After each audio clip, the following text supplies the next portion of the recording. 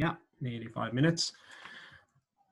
All right, let's start. So it's a great pleasure to be continuing our Thursday seminar series, and this time with Maria Dermit. Maria is actually my lab, and she joined the lab just a little over 3 years ago, and she's going to be talking to you about this project that she's been doing during this time.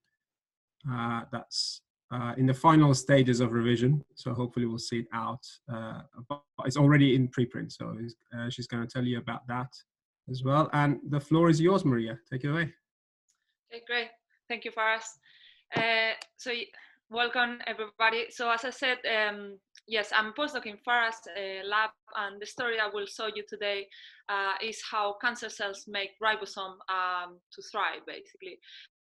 So if you are interested in the story and want to know a bit more, you can visit the preprint in bioRxiv here. So first I want you to remember the ribosome. So this is the very high conserved complex machinery in all domains in life that basically is the machine that produces proteins. So you can see the human ribosome here represented in the green and yellow subunit, and you can see the newly synthesized peptide growing here. So this complex machine is made of ribosomal proteins and ribosomal RNAs. And the process of making these ribosomes, called ribosome biogenesis, is very complex, and indeed it uses about 80% of the cell's energy, so therefore it has to be tightly controlled. Several diseases, including cancer, hijack this ribosome biogenesis pathway in order to promote their proliferation in the case of cancer. And indeed, the cytological feature associated to ribosome biogenesis has been used since the 50s by pathologists to determine whether a cell is normal or is cancer. So this feature is the size of the nucleolus, which is the subcellular site where ribosome biogenesis occurs. And the rule of thumb is that the bigger and more bright the staining of nucleoli is, the worse the cancer prognosis. So as I said, ribosome biogenesis is very complex, but the takeaway message from this slide is that the synthesis of ribosomal proteins and ribosomal RNA is independent. So on one side, you have here how the synthesis of ribosomal proteins occur. So you have the mRNA that encodes for these ribosomal proteins, rpmRNA, is exported out into the cytosol, where ribosomal proteins are being synthesized. Newly synthesized ribosomal proteins are imported back into the nucleus, where these proteins are assembled with ribosomal RNA. So this assembly undergoes a number of modifications by other RNAs, such as small non-coding RNAs, until the assembled complex is exported out into the cytosol, where the mature ready ribosome does its function, which is the synthesis of ribosomes, as we saw in the video. So because cancer cells upregulate ribosome biogenesis, multiple drugs used in the clinic to treat cancer target this ribosome biogenesis pathway. But for the purpose of this talk, we are going to focus on ribosomal protein synthesis. So up to our study, there was only one pathway known to control the synthesis of ribosomal proteins. So this was mediated by this protein called LARP1 that binds to the 5' end of rpmRNAs, in particular to this domain called 5-top, which is a track of oligopyrimidines, so basically Cs and Ts. When there's no energy in the cell, LARP1 prevents the synthesis of ribosomal protein. But however, when there's more energy and mTOR is active, mTOR phosphorylate LARP1, releasing its inhibition from the 5-top and allowing the translation of ribosomal proteins. Now, one observation made by multiple labs, including ours, is that the localization of these rpmRNAs tend to be towards these projections of cells. So in the case of neurons, it will be towards the neurates of the neurons.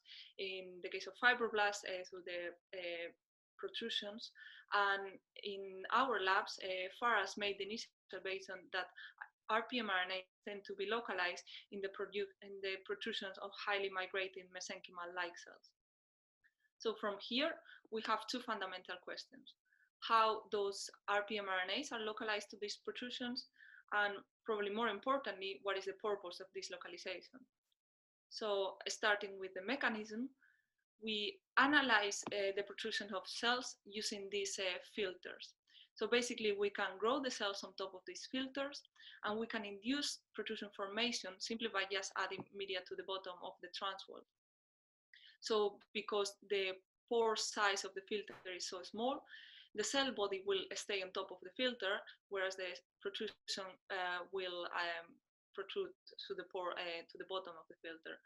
So this allows us to physically separate cell bodies and protrusions. And using this system, we can do a multiple analysis, including visualization with the microscope or more multi-omic experiment. So we initially wanted to know how prevalent this rpmRNA localization to protrusion was.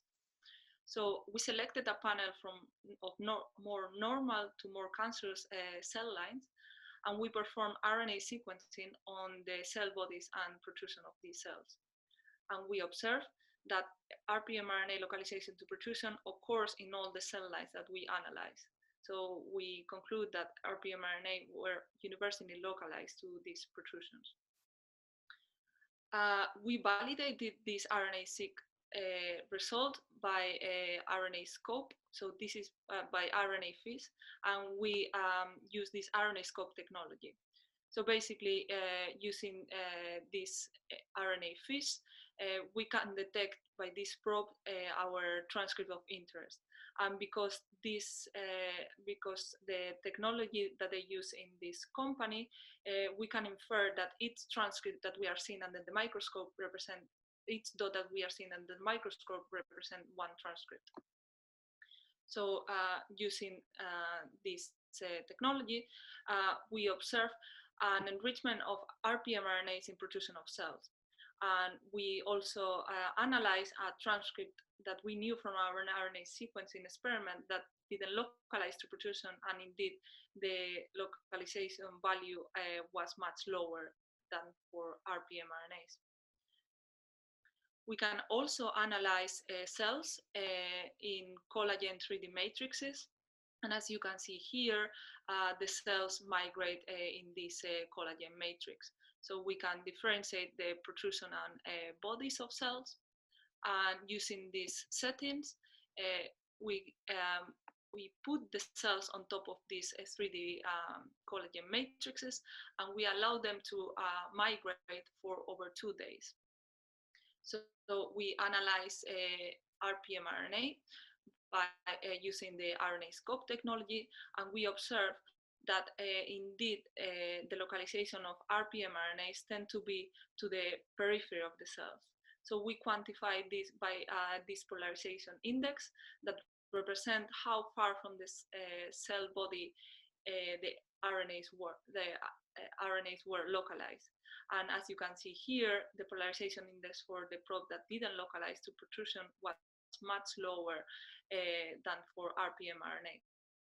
So together, these results show that rpmRNA localization to protrusion is a conserved and persistent feature of mesenchymal-like cells migrating in 3D matrices. So in order to understand the mechanism that could be localizing those rpmRNAs, we need to remember that in the cells, RNAs, they are not normally alone. They are normally together with these proteins called RNA binding proteins. And these proteins control the stability, translation, and localization of RNAs. So we reason that because rpmRNA localization to protrusion was a conserved feature of all the cells, the protein or proteins that were localizing these rpmRNAs must be enriched in protrusion of all cells. So we perform a quantitative proteomics experiment on the bodies and protrusion of all cells. And we quantified RBPs enriching protrusion of all these cells. One category that brought our attention were members of the LARP family. Because if you remember from the introduction, I told you that LARP1 is known to bind to RPM RNAs. So we decided to systematically knock down members of this family by sRNAs and see how is the localization of RPM RNAs. We surprisingly saw that LARP1 knockdown didn't reduce the localization of RPM RNA, but knockdown of other member of the family, LARP6, prevented RPM RNA localization to protrusion. To rule out that this was not an off-target effect of one SI, we repeated this experiment using 3 independent SI against LARP6, and indeed, LARP6 knockdown reduced the localization of RPM RNAs to protrusion. We analyzed whether this was happening in 3D collagen invaded cells, and it did. LARP6 knockdown reduced the polarization index of these RPM RNAs. So we performed this experiment in a more global manner, where we quantify the transcript in bodies and protrusion on control and LARP6 knockdown cells. And what we observed, as you can see here, was that RPM RNA localization to protrusion was reduced upon LARP6 knockdown, and likewise, the localization towards the cell body increased upon LARP6 knockdown. And doing a category enrichment analysis, we found that there were many transcripts that they were modified upon LARP6 knockdown, but the only category that was enriched in the cell body and depleted in protrusion was ribosome and translation categories. So to determine whether there is a direct binding between LARP6 and RPM RNAs, we collaborated with Jerne Uhle in the Crick Institute to perform this iClip experiment. In this experiment, you can determine which transcripts are bound to your protein of interest. So to perform this experiment, you have to first cross-link your cells. So this will create a covalent binding between proteins and RNA. Then you pull down your protein of interest, which in our case is LARP6, with an antibody. And then you perform RNA sequencing. So we did this experiment, and we found that LARP6 was binding to over 5,000 transcripts, and most of them, they were protein coding transcripts. Doing a category enrichment analysis, we found that the ribosome category was the top enriched category of this LARP6 binding. And indeed, we found direct binding of LARP6 with 73 out of 80 RPM RNAs. And one interesting observation that we did was that LARP6 has multiple binding sites within each individual RPM RNA. So for example, for RPL34 that I was showing to you a lot in the validation, we found the LARP6 has 3 binding sites. And in the iClip experiment, you can determine where exactly in each transcript your protein of interest is binding to. So we found that the LARP6 was mostly binding within the ORF of RPM RNAs. And I'm not going to show it to you in this presentation, but in the manuscript we also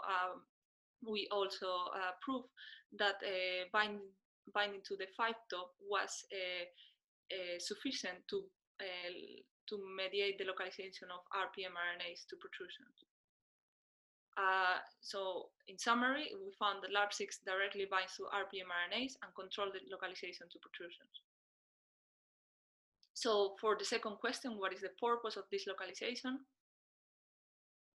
To answer that question, we perform a time course experiment where we induce protrusion of cells by adding media to the bottom of the transwall. And then we collected bodies and protrusion and performed a quantitative proteomics experiment on bodies and protrusion. And one interesting observation that we did was that the translation initiation and elongation factors tend to get accumulated in the protrusion of cells. And this led us to speculate that maybe there was active translation site ongoing on protrusions. So to analyze whether protrusion localized RPM RNAs are locally synthesized there, we performed this ribopyrimidylation experiment. So in this experiment, we treated the cells with pyrimycin, which is an analog of tRNA. So it will get incorporated into the site of active translation. But we also added emetin, which is a translation elongation inhibitor. So pyrimycin will get locked to the site of active translation. So we can detect active translation site simply by adding an anti-pyrimycin antibody, as you can see here. And we did this experiment in combination with our RNA-FISH technology. So we can detect RNAs co-localizing with active translation sites. So we did this setup on cells that were forming protrusion on a time course manner as well, from 0 to 8 hours. And in this experiment, we observed two things. The first one is that protrusion tend to accumulate site of translation over time. So the amount of translation in the cell body was relatively stable over time, whereas the amount of translation in the protrusion increases over time. So therefore, the ratio of translation between protrusion and cell body increases over time. The second thing that we observe is that the colocalization of RPM RNAs with this translation site increased in protrusion over time, and it was relatively stable in the cell body as well. So this experiment saw that protrusion localized RPM RNAs are locally synthesized. We then wanted to understand whether inducing protrusion lead to an overall translation of ribosomal protein. So to unravel translation, we performed this Paul Silak experiment where we compare the translation between cells that they didn't have protrusion simply because we didn't add media to the bottom with cells that have protrusion because we induce protrusion by adding media to the bottom. And what we observed was that translation of ribosomal proteins increased in cells with protrusion at late time points, so after 8 and 4 hours of protrusion induction. And indeed, doing a category enrichment, we found that ribosome was the top enriched category, together showing that protrusion formation enhances the translation of ribosomal proteins. So what happens to the protrusion synthesized ribosomal proteins? So there are two possibilities. One is that protrusion synthesized ribosomal proteins, they stay in the protrusion and they do a different function to participate in ribosome biogenesis. The second possibility is that protrusion synthesized ribosomal proteins go back to the nucleus in order to participate to the canonical ribosome biogenesis. So to determine what of those possibilities was true, we combine our Paul Silak experiment with subcellular fractionation of cells into cytosol, nuclear, and membrane fractions. So this experiment saw that newly synthesized ribosomal proteins go back to the nucleus. So as you can see here, newly synthesized ribosomal proteins accumulate in the nucleus, and this was independent whether the newly synthesized protein were coming from protrusion or elsewhere in the cytosol. They go back and accumulate in the nucleus. And likewisely, the amount of ribosomal proteins in the cytosol is depleted from the newly synthesized proteins that go back to the nucleus, and is accumulated from ribosomal proteins that they were presumably members of assembled ribosomes. Then we wanted to know how much of this protrusion induction upregulation of ribosomal protein is mediated by LARP6. So to answer that question, we perform proteomic experiment where we compare the protein cells that they have or not protrusion, but in this case, we also incorporate a LARP6 knockdown condition. So as you can see here, cells that have protrusion increase the amount, have higher level of ribosomal proteins. And this didn't happen when we knocked down LARP6. And indeed, doing a category enrichment analysis, we found that the only categories that was regulated by LARP6 were ribosome and translation. And these results show that the regulation of ribosomal proteins is regulated by LARP6. So presumably, having more ribosome will lead, more ribosomal proteins will lead to more ribosome biogenesis and therefore more protein synthesis. So to know whether this is actually happening in our cells, we use an analog of pyromycin called OPP. So in this experiment, we didn't use emethine. So the newly synthesized peptide will fly off from the ribosome. But the advantage of this pyromycin analog is that we can combine it with a click reaction and we can visualize the experiment in the microscope.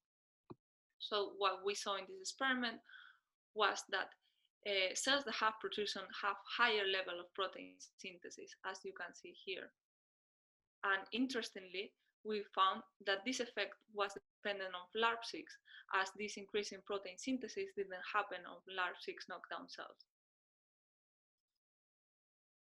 So then we wanted to know how necessary was LARP6 for ribosome biogenesis. So we compare the proteomes of normal or LARP6 knockdown cells. And we observed that ribosome was the most unregulated category upon LARP6 knockdown, suggesting that LARP6 knockdown leads to an overall ribosomal protein reduction. And interestingly, we also found that LARP6 knockdown leads to an accumulation of pre-ribosomal RNA. And together, these two set of experiments indicate that LARP6 is necessary to maintain a correct balance ribosome biogenesis. In the MDA cells that we were using in our study, we found that LARP6 knockdown leads to an overall proliferation reduction of these cells. And indeed, LARP6 knockdown leads to a reduction migration capacity of these cells, migrating through a 3D collagen matrix, as you can see here. So, as I said in the introduction, cancer cells tend to increase ribosome biogenesis in order to proliferate. So then we wanted to know how prevalent this LARP6 dependent ribosomal protein synthesis pathway is common in cancer cells. So in order to answer that question, we mine published data from human breast carcinoma cell lines. And we found that the expression of LARP6 was higher in more mesenchymal low clouding cells, including the MDAs that we were using in our studies. And just as a reminder, these are cells that have high migration capacity and low chromosome stability. And indeed, mining data from the TCGA atlas, we found that LARP6 mRNA expression was higher in more mesenchymal low clouding type. So this molecular subtype is featured in metaplastic breast carcinoma tumor type. And this is a rare but highly invasive type of breast cancer with poor prognosis. So we found that high LARP6 expression is associated with more metaplastic breast tissues. And these were tissues that they were obtained from BCI tissue bank. And this feature is a characteristic of epithelial to mesenchymal transition. So we induce cells to undergo EMT in 3 different ways. So either treating the cells with TGF-beta for a long time, or transfecting the cells with true translation factor, so twist or snail. And as you can see here, LARP6 expression is directly upregulated by EMT. And indeed, cells that have undergone EMT transition are more dependent on LARP6 to support protein synthesis, as you can see here. And also, LARP6 depletion was more detrimental specifically for cells that have undergone for EMT compared to the effect of LARP6 knockdown on proliferation to cells that they didn't have undergone EMT. So a recent report reported this small molecule called C9 that prevents the binding of LARP6 with collagen, which up to our study was the only transcript target of LARP6. So we used this drug and treated the cells with this drug, and indeed we saw that this treatment prevents the localization of RP mRNAs to protrusions, as you can see here, and it reduces the proliferation specifically of LARP6 wild type cells. So together in this in our study, I show you an alternative pathway to control ribosomal protein synthesis, alternative to the LARP1-mTOR pathway. So in highly migrating mesenchymal-like cells that they have this protrusion that guide their migration, a protein called LARP6 binds to the 5-top motif and locates them to the protrusions, where the translation factor machinery is enriched. There, ribosomal protein mRNAs are being translated, and newly synthesized ribosomal proteins migrate back to the nucleus to participate in ribosome biogenesis. This increases protein synthesis,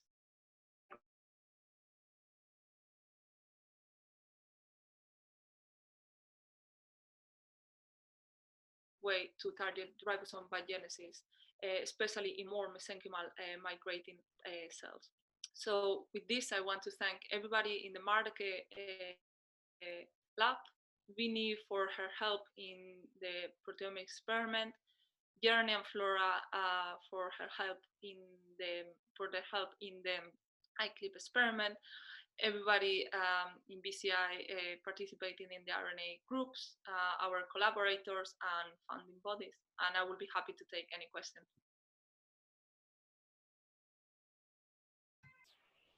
Thanks, Maria. For questions, people can either raise their hands and we can unmute them, or you can type in questions in the Q&A. I think you already have a question, Maria, in the Q&A. So why don't you start with that one? How much material you get from, I guess it says protrusions, right? I mean, the question is how much material can you get from protrusion from mass spec proteome experiment? I think the question will be protrusions. And so we are normally, so yeah, that's true. We don't get too much, even if I have to use the big transwell, which are 10 centimeters. But using those, I get around like 30 micrograms or so, which are enough for a TMT experiment. So yeah, I would say around 30 micrograms. Okay, a question from Julia is, how Maria, thank you for the presentation. I was wondering if with the RNA-seq analysis you observe also other mRNAs enriched in protrusion. If yes, which categories did you find? So yes, we do find other categories, but the ribosome is top in all the cell lines that we analyze. But if you are interested, the data is there. So, but it's definitely ribosome, the top enriched category, not all of them.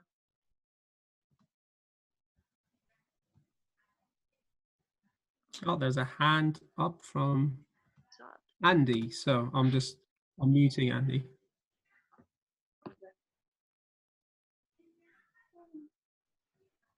That should be. Can you hear me, Maria?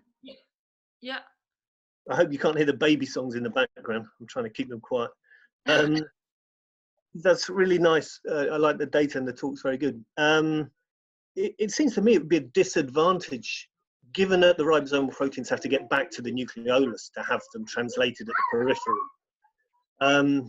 Obviously, that may not be the case, but intuitively, I just wondered whether you feel that the reason that they're enriched there may simply be due to the very high abundance of those transcripts and those proteins skewing your analysis, or whether there is actually a functional reason for them being translated at the protrusion. Yeah, so that's a very, very good question. So we think the reason that they are being localized there and being translated there is because this accumulation of translation factors. So basically, you have all this translation machinery that is probably necessary for other transcript. Bear in mind that these are very highly migrating cells, so they need transcript to be locally translated there. So simply because the translation machinery is there, whatever it has to be translated very fast, it has to be localized there, and then doesn't matter that they have to go back, because actually it's not like in neurons where like the distance is very big. These are relatively short distance, so the machinery for translation is there. So if you want something to be translated, you have to send it there, basically. Yeah, that's great. Thanks very much. That's what I suspected. You've got more questions, Maria, in the chat. 3 more questions. Yeah. Also depends on okay. Relative contribution. Yeah. So that's a very good question, Jude. So Jude is asking. I guess it's a question. He's asking relative contribution of LARP1 versus LARP6. If that's a question, that's a very good question that we wanted to answer. So we wanted to do this competition binding between LARP1 and LARP6, and we were going to do before the lockdown, but yeah, we couldn't do. But yeah, you can do like competition and see how much, what is the affinity of binding and other kind of analysis, but sadly we couldn't do it. But yeah, it's something that we wanted to look at. And there's another question before that from Jude as well about mTOR, just above that. LARP6 also dependent on mTOR and 2, so mTOR 2. I'm not aware, but that's very interesting. That's 2 different questions. So question 1, is LARP6 dependent on mTOR? Question 2. I understand. Yes. Yes, so the first question, if LARP6 is also dependent on mTOR, on our hands it didn't depend. So we treated that's in the manuscript as well. So so at least RPMRNA localization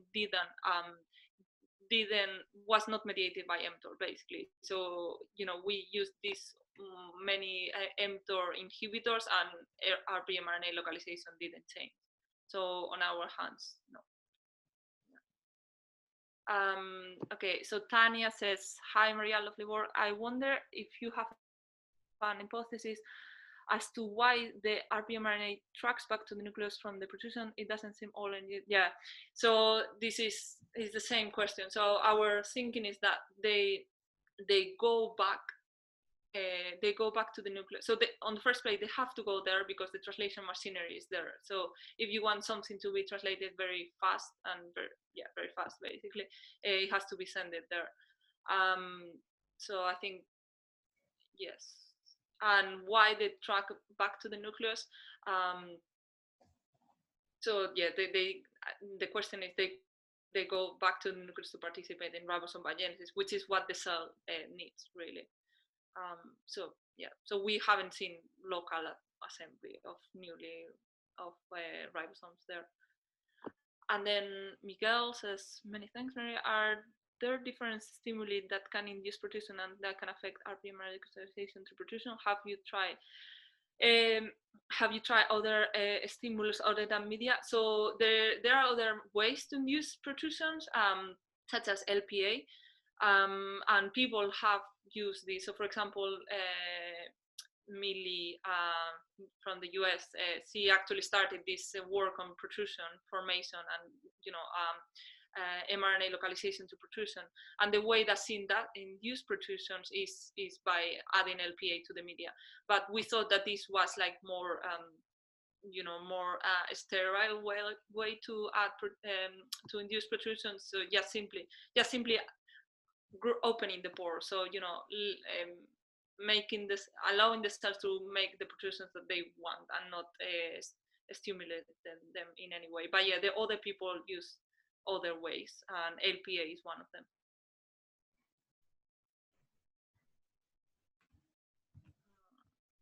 More questions? Yeah. And Hello. are there any questions? There's one by Law, yeah. Ernesto, could RNA modification have a role in localizing of this transcript to protrusion? And this is a very interesting question, Law. So we don't know. We haven't done any RNA modification to protrusion. That's the short answer. The long answer is it could be, but I haven't seen any data on. I haven't seen any data on this actually. So it will be very interesting to know. Yeah. What we can, I mean, we have data on proteomics, so we could see like any RBP that they are binding to this modification would be there, but yeah, nothing clear on our side. But yes, this is a very, very interesting question. Okay, if there are any other questions, if not, thank you, Maria, for a great talk. Obviously, I'm very biased, but it was great. And see you, everybody, in the next Thursday Seminar Series talk. Thank you. Bye. Bye.